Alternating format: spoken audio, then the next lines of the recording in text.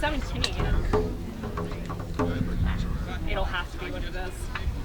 Good afternoon, ladies and gentlemen. My name is Avellina Balestri, and interestingly enough, if you saw the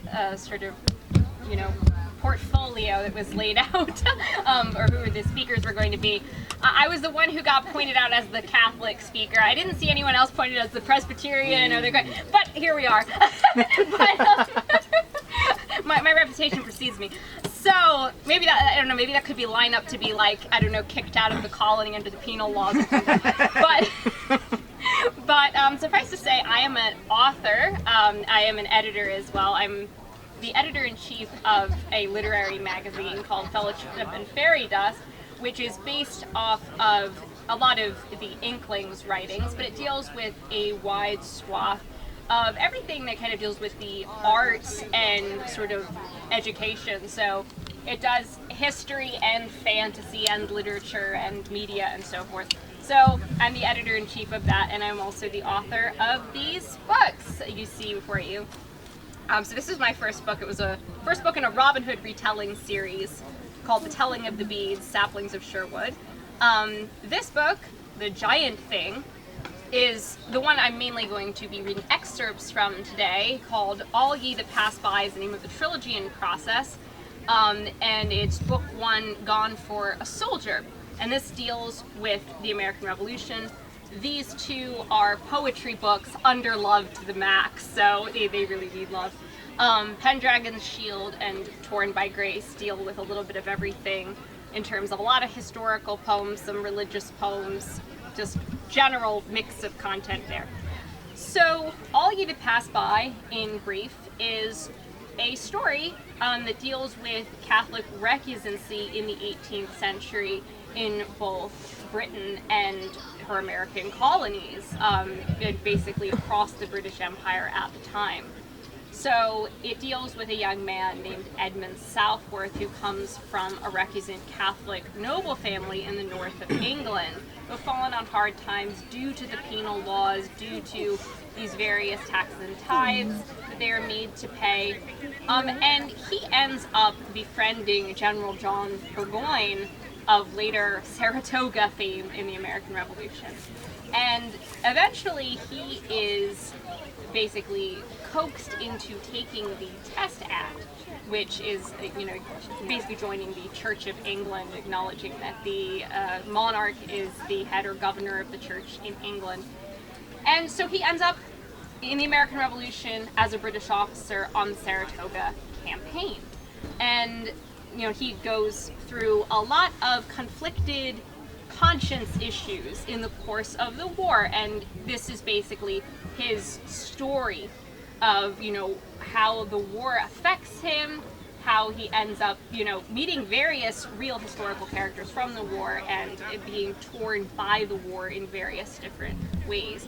So, for me, what's very important as a historian sometimes gets kind of a mixed reception in terms of whether it's actually helpful in the learning of history or whether it can be counterproductive. I know that there are various, especially like media and programming that tends to catch on, such as Outlander and Turn and these things, and they can kind of give historical fiction a bad name, to be honest. But I try really, really hard to lean into the source material that we have when depicting various characters from these eras, and trying to really bring them to life in a way that, connects with what we know about them through letters and memoirs and speeches and so forth from the time period and what contemporaries said of them, and trying to get it as close to being authentic as possible, and utilizing the character of Edmund alias Ned to be able to meet these characters from a kind of a unique vantage point, but also to let those characters really kind of shine and be able to meet them as human beings and connect them that way. So today, since this is a French and Indian War site, I figured my main focus would be on a very important character who doesn't appear in the series, but his legacy affects so many different characters in different ways in the series, and that is General James Wolfe. And so what I did was I put together basically different characters in the story, scenes of characters in this novel that talk about Wolfe's legacy on them in 18th century Britain and the American colonies. And so what I'll do is I'll read excerpts from the novel and break that up with a bit of sort of music from the time period, basically, because I am primarily a singer and storyteller, so I'll try to bring that to the table and keep you somewhat engaged, hopefully. So I'll start out with the beginning of the first. This is from the first chapter of the book, and it deals with Edmund's relationship, complex relationship as a Catholic, again in this marginalized position within Britain, and how he's relating to the aftermath of the French and Indian War. So this is when Britain and France are going at it once again, as they have many, many times before. But there is layers of complexity with regards to how a Catholic would feel about this, due to the Anglican split that England is now in, and the fact that, you know, the French were Catholic, and so there's these mixed emotions, but how a young boy, and so Edmund was, you know, a young kid at the time that the Battle of Quebec unfolds, how he would relate to that happening, especially around his fellow youths of the period, and how, like, normally kids would react to this kind of news.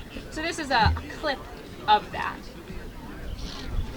Edmund always found tales of battlefield glory irresistible. To the consternation of his devout mother Perpetua and elder sister Teresa, he venerated war heroes almost as much as the saints during his boyhood days. His enthusiasm reached its peak when listening to stories about the conquest of Quebec, which the young British general James Wolfe had achieved against all odds upon the plains of Abraham in 1759. Edmund would frequently reenact the battle with his Protestant playmates. They would pin scraps of scarlet cloth onto their shirts to appear more like proper soldiers of the king, then take turns impersonating the intrepid general, drawing up his men in a thin red line and ordering them to fire in accord before sallying forward in a triumphant charge. Whoever was playing Brave Wolf would clutch his chest and reel around, and the other boys would kneel beside him reverentially. He would ask them how the battle fared, and they would reply that the French had been routed and the city was their own. The conqueror would smile and assure them that he died contented. Then their little game would resume from the beginning, with a new Wolfe ready for action. When Edmund's turn would come, he played the role with the greatest gravity, as if partaking in a passion play, and the other boys would joke that papists were naturally morbid. To Edmund's eye, the proliferation of sketches, engravings, and paintings had sacrificed the story already, depicting Wolfe's body pouring out precious blood, outstretched and uplifted by his aides like the pierced Christ in the arms of his grieving mother. Perhaps it was blasphemy, but Edmund was thrilled by the way heaven and earth reflected one another in such works of art. He had always been struck by visceral images that insisted suffering must be redemptive, and could not help but call to mind one of the first verses of scripture he had been taught. O all ye that pass by the way, attend and see, if there be any sorrow like unto my sorrow. This was the fate of Catholic England, his mother had told him mournfully, shaking her head and wringing her hands. Nothing was left to them but sorrow and shame in the land once called Mary's dowry, before Christendom was torn asunder. Edmund thought it was all strangely fitting, since the lady was closest to the Lord in sorrow and in shame. All the same, he was not as pessimistic as his mother regarding the outside world. Their Protestant neighbors were mostly decent folk who minded their own affairs, and although the local boys sometimes made fun of Edmund, they still included him in their fun and games. So that excerpt basically does, again, focus on news of war that has come in and affected, England. And also, though, how subset communities were affected by it, because it is a complex relationship with it. So that's the first sort of idea we get, but also of Edmund as a character, because he's someone who is very attracted to the idea of military service. He sees it kind of in a parallel way with the stories of the saints and the martyrs. And in a way, I think this comments more widely on the situation of Britain as a whole, because the Anglican split and the Anglican ascendancy definitely leaned into a very nationalistic focus, and so therefore you do have this tendency for these national heroes to almost take the place of the saints, sometimes literally, in fact, in terms of iconography and statues.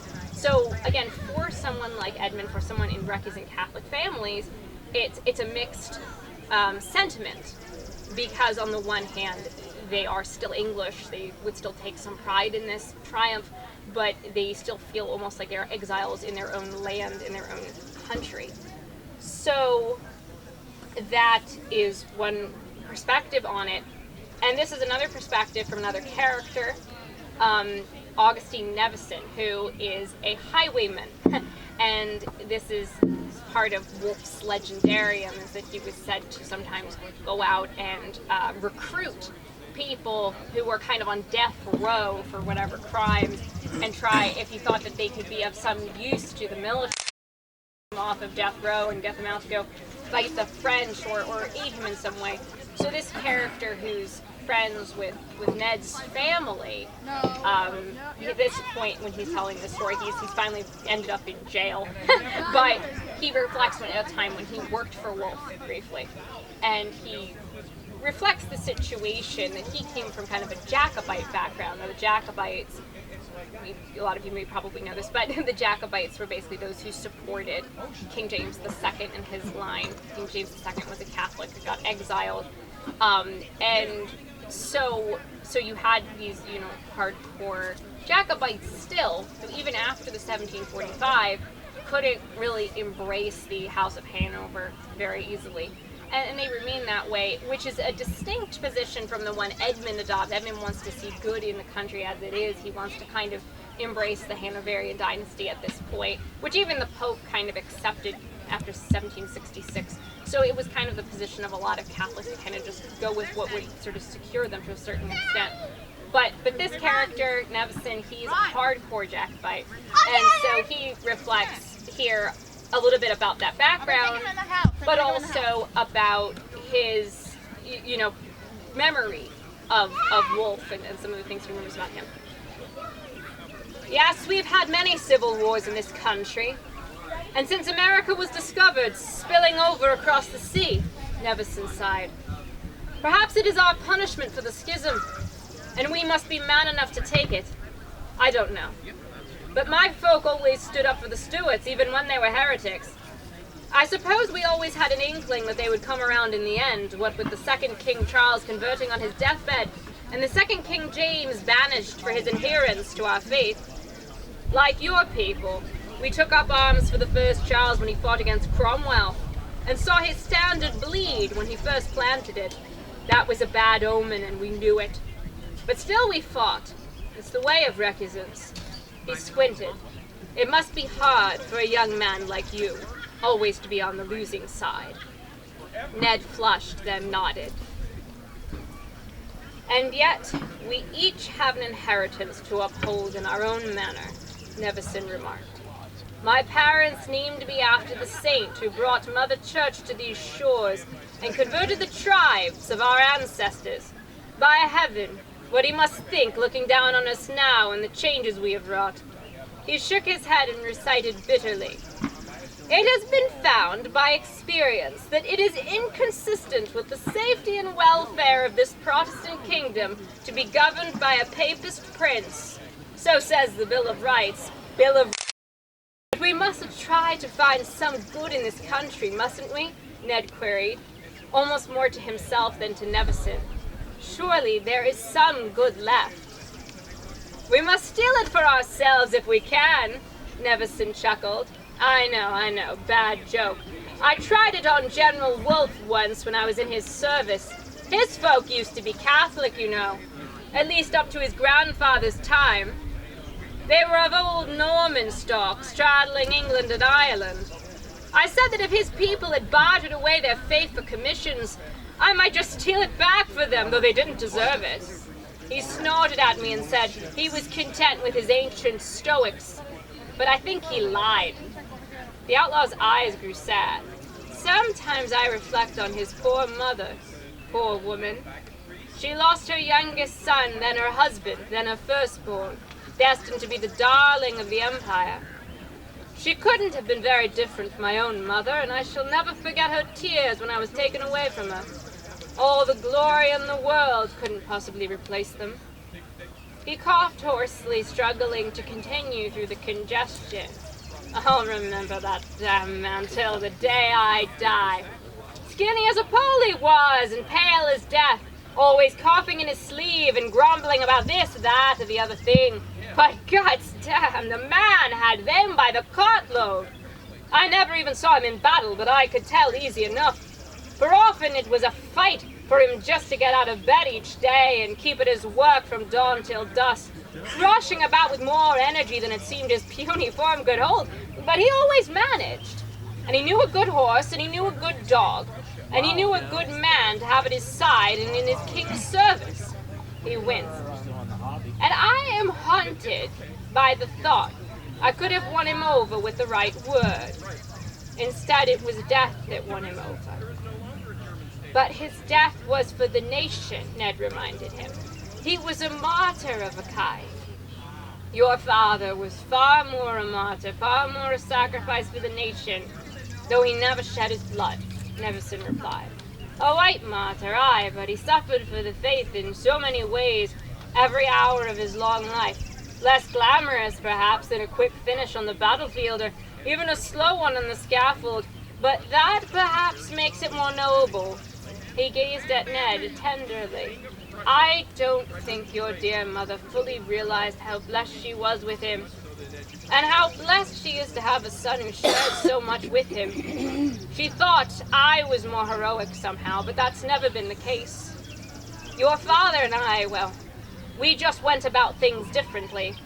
But whatever he thought of me, I always deemed him and his blood to have supremacy over me. That's why I am so very, very glad you came, as if he sent you to make our peace. So that excerpt, again, deals with that complexity of the Jacobite issues, and also the fact that quite a few families are just a little bit back in time, and this is the case with the Wolfes, so only up to the 1680s, had actually been Catholic recusants, but then kind of gave it up in the latter phases of things because of the Glorious Revolution, the exile of James II, and so forth. So there was a lot of flux. I think a lot of people can sometimes think that Catholicism died in Britain during the Tudor era, and that the religious question was more or less settled, but it wasn't.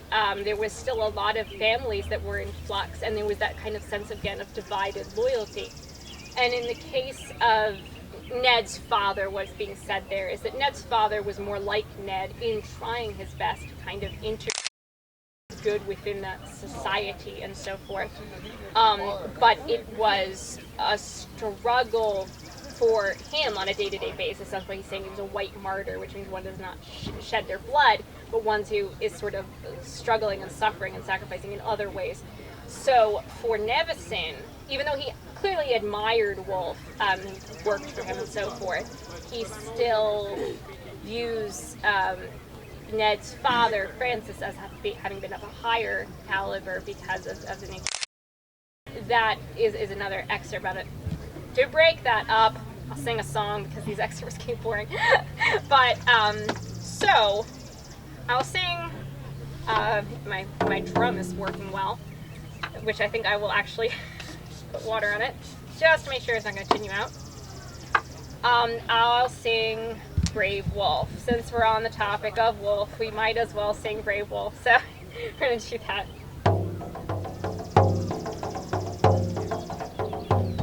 Come on, you young men on, let nothing fright you, nor your objection make, nor that it delight you. Let not your courage fail, till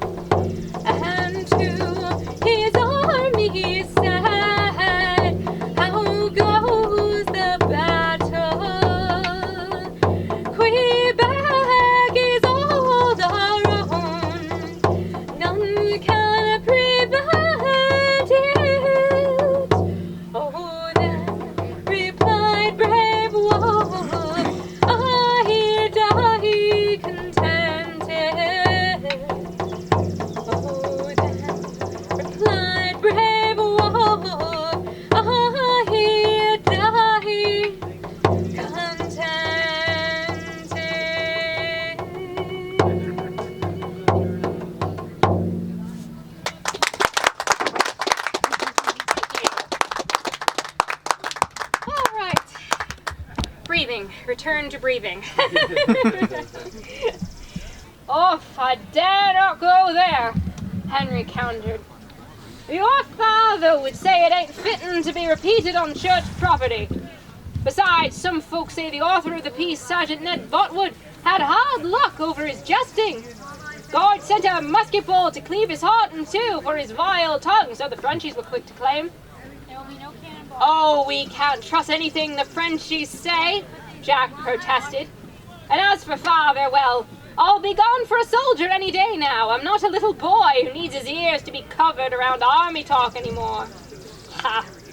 This new crop of recruits you're marching off with don't know nothing about real soldiering, Cartmill declared, continuing to trim the hedges.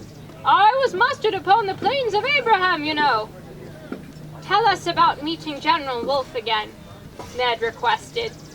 He had heard the story from old Cartmill almost 100 times since childhood, still never tired of it. Tell us, what was the general like? The general? Well, he was a noble fellow. Called the officer's friend and the soldier's father, for he was extremely tender toward them and careful of them. To the very end, the groundskeeper said wistfully, setting aside his shears. I was a sergeant back then, standing in the thin red line. Saw him pass by me in his scarlet cape and silver walking cane, calm as a man gone for a country walk. Then I felt my chest on fire. Shot through the lung I was and thrown onto the ground, spitting up blood, sure I was done in. I closed my eyes and thought never to open them again. He took a deep breath, showing off the whistling sound that remained from the wound. All of a sudden, I sensed a presence, somebody hovering over me, kneeling down beside me. I opened my eyes and there he was, Wolfe himself. I could hardly take a breath, but managed to spit out, "Sir, I be drowning." He lifted my head up and squeezed my hand, and I squeezed back as tight as I could. He said, "Look me in the eyes, brother soldier." So I did. Blue like ice they were, but also warm like flames. Like an English sky, Ned murmured, when the sun comes out. Jack smiled at him for remembering his words, and Harry nodded. Even so, Master Ned.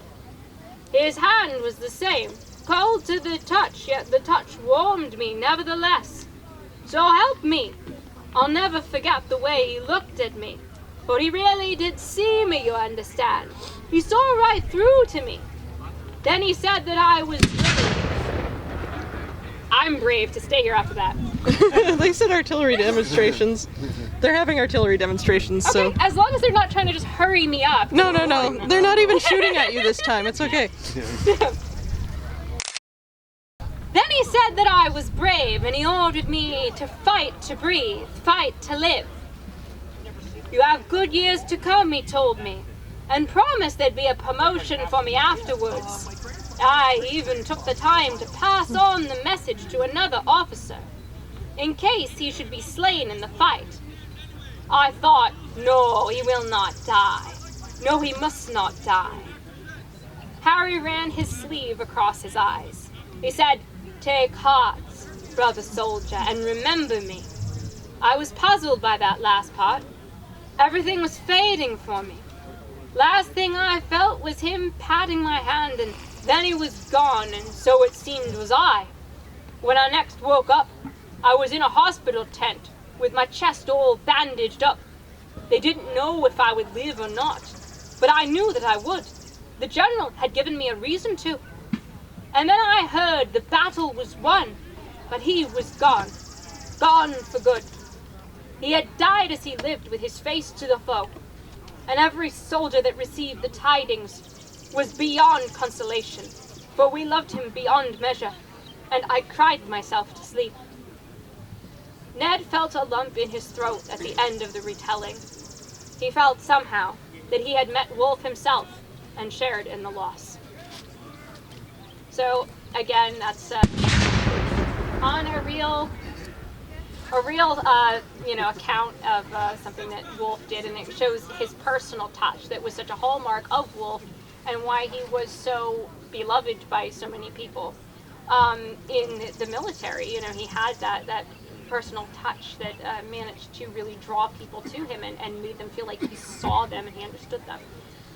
So now that, again, this is another perspective more from back home in England, the people who are hearing the news of Quebec and of how it's affecting one small village. So in this case, we turn to Ned having a conversation with Jack's father, the local vicar, and they get to reflecting upon the way that the news of the battle affected them in this time.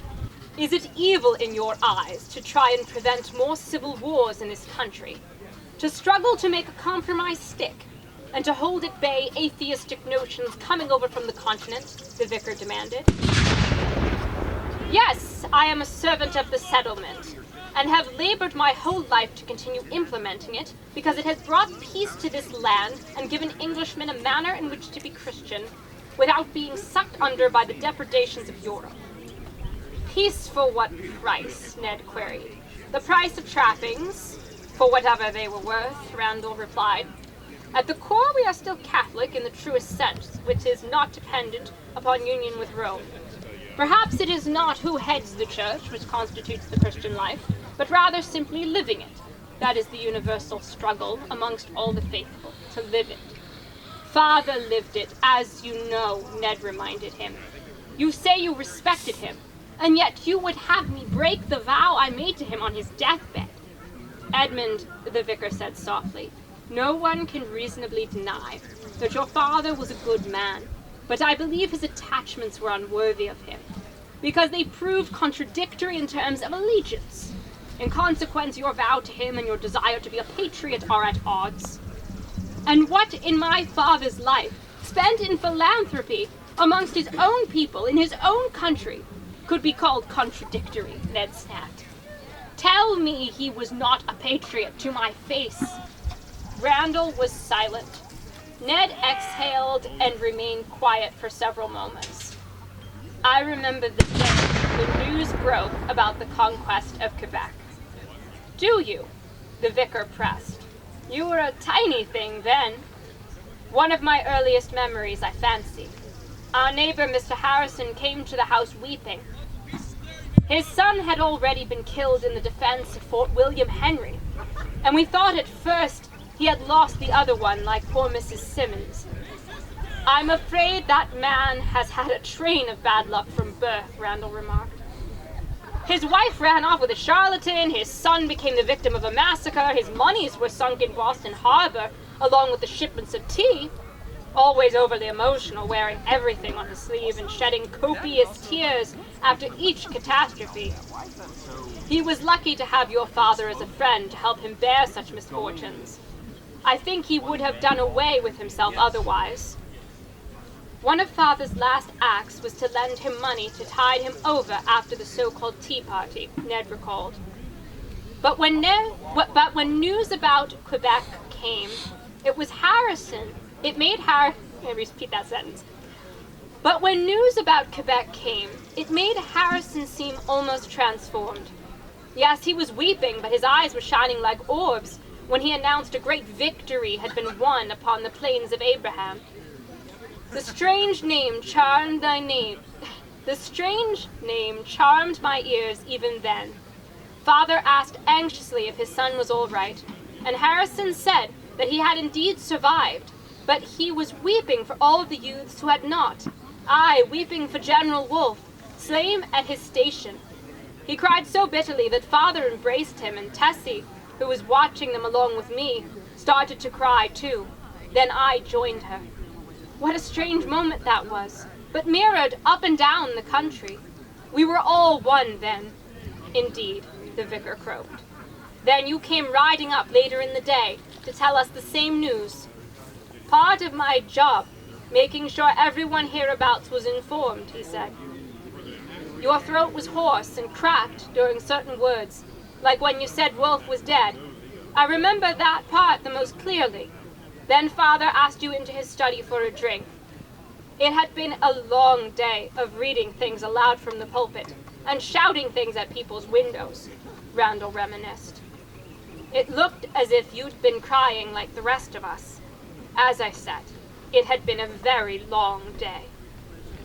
When you and Father drank from the vintage wine he kept only for special occasions, you toasted to the victory and to the fallen. Yes, the vicar concurred, his eyes hazy. We toasted to England. I will never forget it, as long as I live, Ned murmured. He recalled something else, too, the way his mother had lectured his father over partaking in such toasts. The way she said that at least the French were not heretics, and worthier of being mourned than the dead English general and his dead English soldiers, who were beyond any help or hope now. She said, as ever she had said, that outside the church there was no salvation, and Francis Southworth had admonished her, proudly proclaiming that his family had gained the land their house was built upon under Edward III, founder of the Order of the Garter, in exchange for their devoted services rendered to him against his foes in France. Besides, he said, no one could know with certainty, no, not the Holy Father himself, whether any particular soul was damned, including their English general and all his English dead.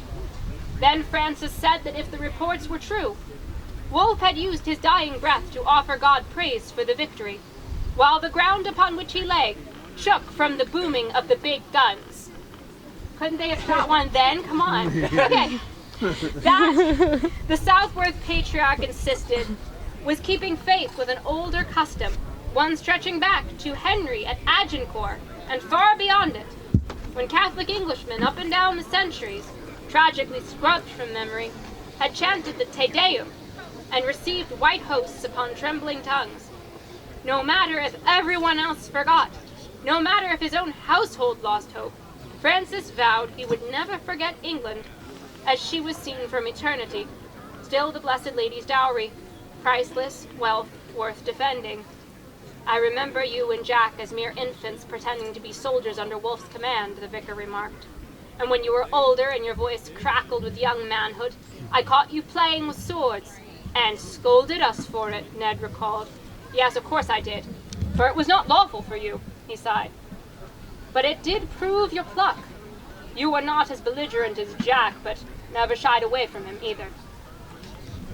So, again, that bit shows the complex relationship of Recusancy to the situations of the wars and the history of Britain at the time. And also the note at the end about swords is that Catholics at various points were forbidden from owning weapons. So the situation was that Jack, again, Ned's frenemy, the vicar's son, breaks the law in teaching him how to fence at different points. And the vicar is not super thrilled with that, but at the same time, he did admire Francis Southworth, and he kind of admires his kid. And so there is a real sense of connection between them. That does, it's something that lasts and lingers. I'm just seeing what I have here. I do want to get to Fraser of Balnain quickly, but I could try and actually just want to break it up briefly with something. Okay, so I'm going to try to sing a song that I wrote involving Fraser of Balnain before I just read the bit on Fraser, and then I probably will be out of time. So Fraser of Balnain was one of the great British generals during the American Revolution, when he was under two of the ones who were most famously under General John Burgoyne on the Saratoga campaign, General Simon Fraser of Balnain and General William Phillips of the artillery. Kind of interesting because you end up with an Englishman, a Scotsman, and a Welshman all on this doom trail. So the entire country was represented. So Fraser of Balnain was originally from the Fraser clan. They had partly supported the Jacobites during the previous war. They ended up exiled. He personally ended up exiled on the continent. He served as a mercenary for the Dutch for quite some time. And then finally he received a pardon and came back during the French and Indian War, in which he served under Wolfe. And well, again, I'll actually read the legend when I get to that part. But suffice to say, he, of course, eventually gets shot at Saratoga. We blame Benedict Arnold for being kind of a skunk on that one. He's the one who had him be inordinately targeted as one general against another. So that whole thing was something that was going down. Okay, I quickly need a volunteer okay, just to hold in front of me this lyrics, because even though I wrote this song about Fraser of Balnain, I genuinely fear just totally forgetting the lyrics. And it might still happen that way. So but in this angle? Yeah. A little bit like this? Yeah, it probably works fine. Okay. Okay. Let's see if I can get this. again, I could probably remember some of it, but. So yeah, this is a little ballad in honor of Fraser of Balnain because he was a pretty awesome dude. Great. It fades out, doesn't it? Technology, the beauty of it. Let's see how far I can get without that.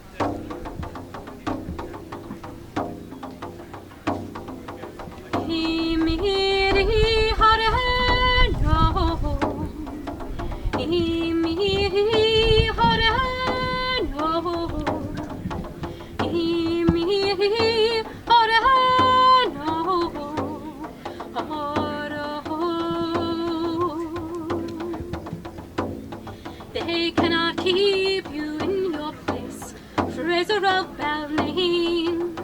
They cannot keep you from the chase, Fraser of Balnain. You slew the bull, you slew the man, and read the mortal rivers ran, from gaping wounds in northern land to western soaking soil.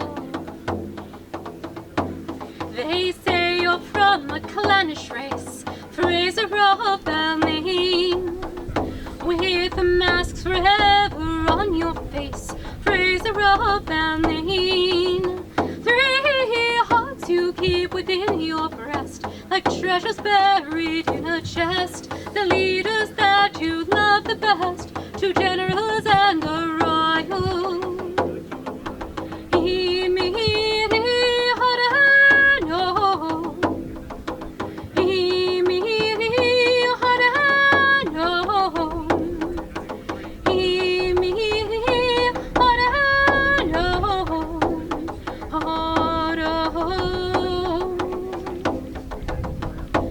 Your kinsman took the oath and coin, Fraser of Balnain, for Stuart, Wolfe, and now Burgoyne, Fraser of Balnain.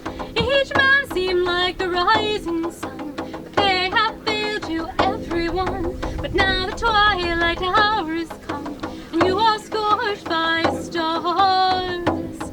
For you are Britain's shadow side, Fraser of Balnain, and you have swum the crimson tide, Fraser of Balnain. Your kinsman saw the ancient screen, a blackbird or the passion tree, and chose to fight or chose to flee amidst their kingdom charge. But you are loyal to your call, Fraser of Balnain, and so you'll fight, and so you'll fall, Fraser of Balnain. Which I will remember the lyrics eventually. Sean was right to go hunting for it, really. Sean was correct. Which you can, but though one man you are as a host, your strength has been the redcoats' boast, the name that rallied Britain's most, and you will hold your ground. They say there's blood upon your spurs, Fraser of Balnain. They say this fate was always yours, Fraser of Balnain. You'll no more hunt the antlered deer, nor tread the marshes drenched with tears, nor bear the agony of years that end you your renown. Your duty has forbidden flight, Fraser of Balnain, and so you'll suffer through the night, Fraser of Balnain. Slowly, slowly drains your life with screams beyond the field of strife. But John Burgoyne and your wife will know not what to do.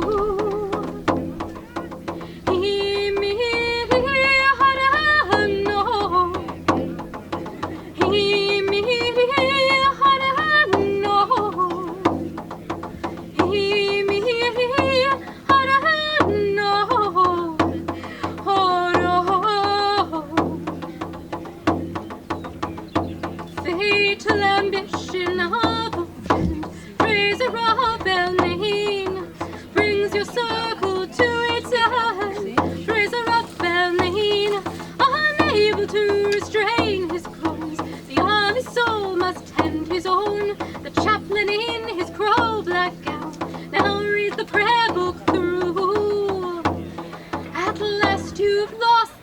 exile's race. Fraser of Balnain, and found the ribbon torn by grace. Fraser of Balnain, Fraser of Balnain, Fraser of Balnain, Fraser of Balnain.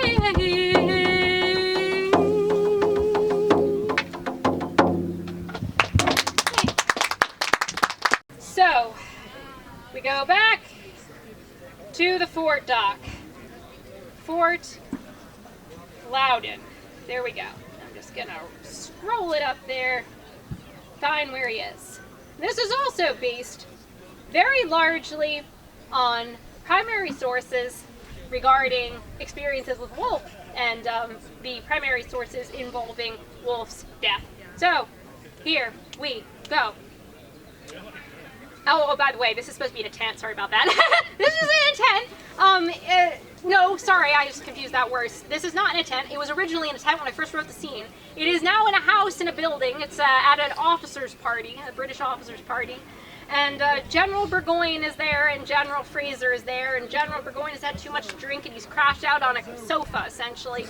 And Fraser's also had too much to drink, but he just wants to tell stories, and Ned is there, and you know, he's the little newbie on Burgoyne's staff, so he has somebody to tell the story to all over again.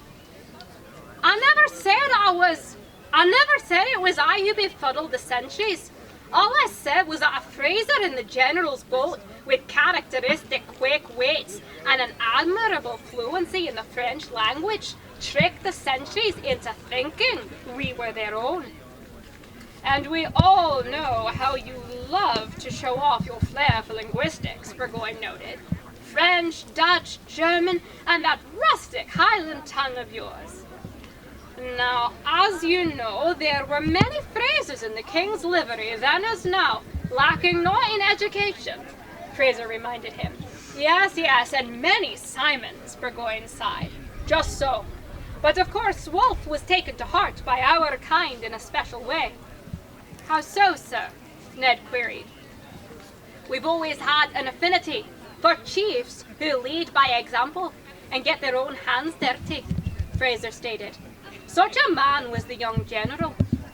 It was said rightly that he was both the son of a soldier and the parent of soldiers, an ornament to the army, as much for his humility and humanity as for his zeal and courage. We found him to be so kind and attentive to our needs that we would have gone through fire and water to have served him. Whenever he came nigh our camp, every mother's son amongst the Highlanders would turn out, prompt and eager to be of service to him. And we would say, one to the other in Gaelic, "Here comes the red-headed corporal." For as surely you know, he would not cover his tawny hair with a wig, and he made a habit of taking walks clad in plain clothes. He would greet the men as brother soldiers, ask after their health, and tell them to be of good cheer. I right well remember how his azure eyes would shimmer like light upon water. Fraser smiled fondly at the memory, then chuckled. There was one rogue, Duncan McPhee, who used to rustle cattle in Scotland and sell them in England. The only way to keep himself from being hanged was to join the army.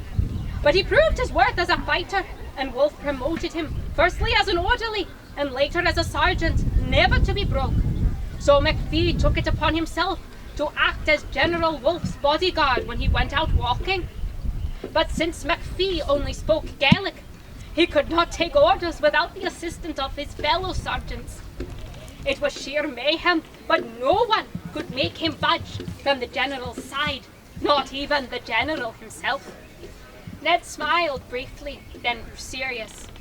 Tell me, sir, if you would, about General Wolfe's death. Fraser's face grew grave and his eyes glassy.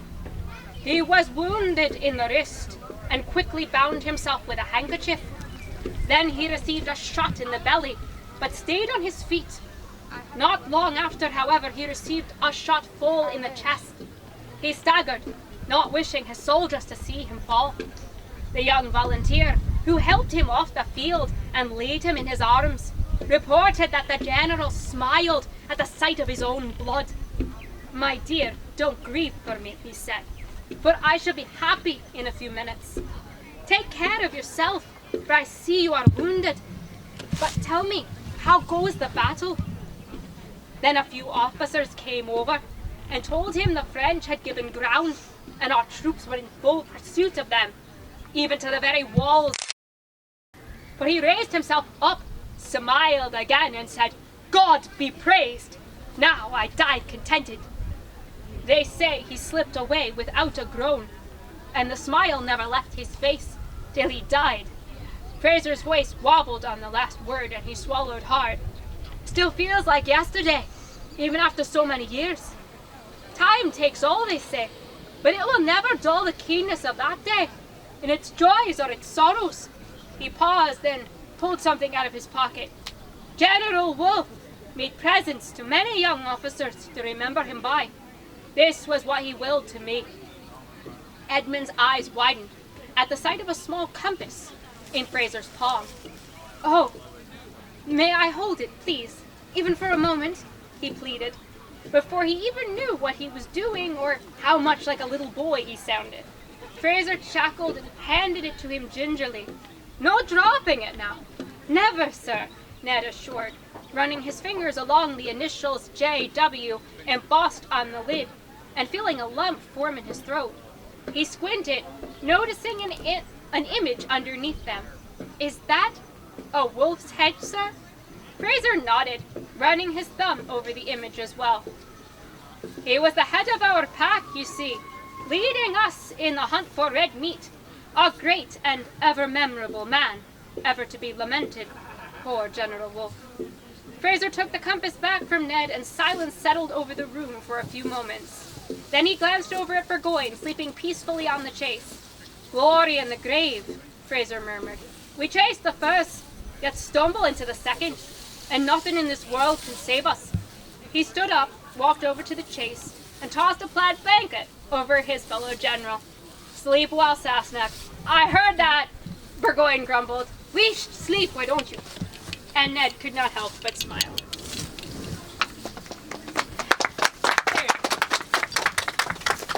So, we've managed to cut that. If anyone has any questions, you can ask, but I think we're probably going to be kicked out. So, would anyone like to ask anything, or are you good? Well, first of all, I would like to give a shout out to George, because he was the one who inspired me to write the compass scene, and he literally just showed me a real live compass of that description, pretty much. I mean, give or take, from that era. So I literally owe that scene to George. So he very loyally came out, as did these gentlemen loyally come out. John, Bill, Daniel, Franklin. Thank you, gentlemen, for coming, and others who came. Leah, my camera. That's okay. Leah. I also want to hear about the drum. Okay, who also want to hear about the drum? What would you like to hear about the drum? Oh, there you are, over there. Okay. So it is a Borin drum. I got it in Gettysburg, yeah, so it is a traditional Celtic instrument that gets used a lot in. I don't know the entire history of the drum, but you know, it is a traditional Celtic instrument. Yeah. About the drum, so you have to periodically wet the bottom of Yes. it? I see. So it gets really like tinny and weird sounding if you don't continue to moisten it. So it has some, like, I guess, what is the word for it? Bounce back when you hit it. So it's not just hitting into a hard surface. So that's why you must perpetually carry one of these bottles, or the thing will sound very terrible. I see. So fortunately, that is the case. It is definitely my instrument of choice, because I do also play auto harp and penny whistle. But the nice thing about this is you don't have to think about it so much. Like with any instrument, you got to think more in terms of not as much with regards to the beats. So once the beats like kind of click in, they go naturally, more or less, give or take. So there's that. So again, thank you all for coming. Thank you for, again, camera woman. Thank you. And also my dad in the back for driving me here and for being photo man. So thank you. And yeah, hope you enjoy the rest of the Fort Fest. And if you want to buy my books, like, please buy my books. My books exist on Amazon. Just look up my name, Avellina Balestri. All you to pass by, Saplings of Sherwood, Burned by Grace, Pendragon's Shield, and there's anthologies on there as well. Also look up, my regular website, my author's site. Preview and registration. And yeah, just look me up. I'm around. I'm on Facebook. You can find me. You can find me by my stuff. Thank you.